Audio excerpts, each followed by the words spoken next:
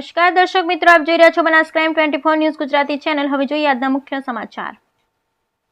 મુખ્યમંત્રી શ્રી ભૂપેન્દ્રભાઈ પટેલના હસ્તે આખોલ ગામે ₹633 કરોડના ખર્ચે નિર્મિત જૂથ પાણી પુરવઠા યોજનાઓનું લોકાર્પણ કરાયું।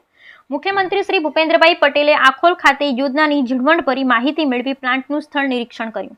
સરહદી જિલ્લા બનાસકાંઠાના પીવાના પાણીની સમસ્યાના કાયમી નિરાકરણ માટે સરકારશ્રી દ્વારા અનેક પગલાં લેવામાં આવ્યા છે, જે અંતર્ગત કુલ ₹633 કરોડના ખર્ચે તૈયાર થયેલ ડીસા અને લાખણી તાલુકાના પાણી પુરવઠાની સુધારણા યોજનાના વિકાસ કાર્યનું આજરોજ ડીસાના આખોલ ખાતે મુખ્યમંત્રી શ્રી ભૂપેન્દ્રભાઈ પટેલના હસ્તે લોકાર્પણ કરાયું હતું।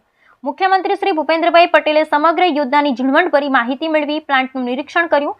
બનાસકાંઠા જિલ્લાના ડીસા, લાખણી, કાંકરેજ અને દિયોદર તાલુકાના ગામડાઓ અને થરા શહેરને પીવાનું શુદ્ધ પાણી મળી રહે તે માટે ગુજરાત સરકાર દ્વારા દેવપુરા વાવ ઓફટેક અને રાણકપુર ઓફટેક સુધારણા યોજના વર્ષ 2020માં તૈયાર કરવામાં આવી હતી, જે યોજનાની કામગીરી પૂર્ણ થતાં ડીસાના આખોલ ખાતે મુખ્યમંત્રી શ્રી ભૂપેન્દ્રભાઈ પટેલના હસ્તે આજે લોકાર્પણ કરવામાં આવ્યું હતું।